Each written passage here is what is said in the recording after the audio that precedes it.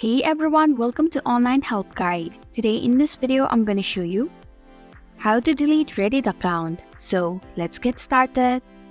Begin by launching your Reddit app.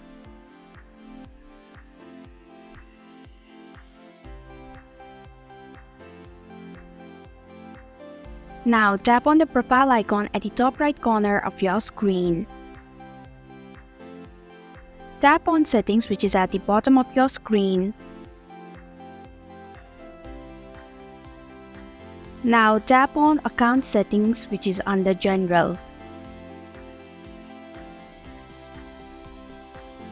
Scroll down until you find Delete Account option.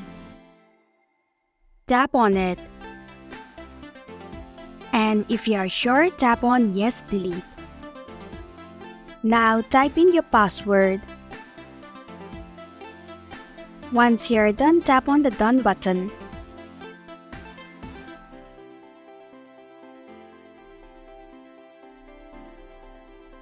And this is how you can delete your Reddit account. Thanks for watching Online Help Guide. If you like this video, hit the like button and drop a comment with any questions or feedback.